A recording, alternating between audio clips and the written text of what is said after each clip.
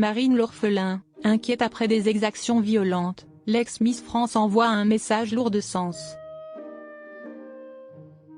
Miss France 2013 est inquiète. Marine l'orphelin a tenu à envoyer un message lourd de sens sur Instagram ce mardi 14 mai. En effet, depuis quelques jours, des émeutes ont lieu à Nouméa. Les habitants protestent contre une réforme constitutionnelle, débattue à l'Assemblée nationale. Elle qui a vécu pendant de longues années en Nouvelle-Calédonie a adressé un message aux habitants. Énorme pensée à tous mes amis calédoniens, au peuple du Caillou, qui subissent des exactions violentes depuis 48 heures, de la part de groupes extrémistes indépendantistes. Je vous envoie beaucoup de courage, écrit-elle. La situation s'est embrasée dans le contexte politique actuel compliqué, alors qu'à l'Assemblée se négocie la réforme constitutionnelle du dégel du corps électoral, c'est-à-dire la modification de la Constitution pour ouvrir le droit de vote à tous les Calédoniens. Marine l'orphelin, très proche des habitants de Nouméa.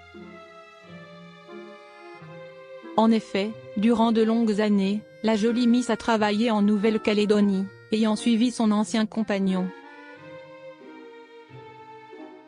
Pour gala, elle était revenue sur son installation, si loin de la métropole.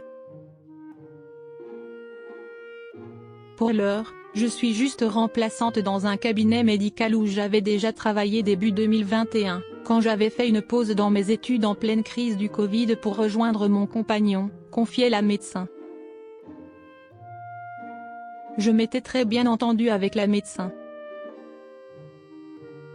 Alors, quand je suis revenue m'installer en Nouvelle-Calédonie pour de bon, je lui ai logiquement proposé de la remplacer, selon ses besoins.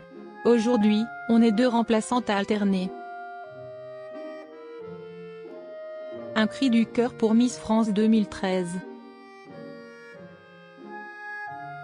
Marine l'orphelin avait alors décrit le lieu où elle travaillait. J'ai beaucoup de chance car il est installé dans une maisonnette près de la mer, je la vois depuis mon bureau. Et ce n'est pas très loin de chez moi, donc je peux y aller à vélo, par une piste cyclable côtière. C'est mon petit plaisir quotidien, de pédaler au bord de l'eau.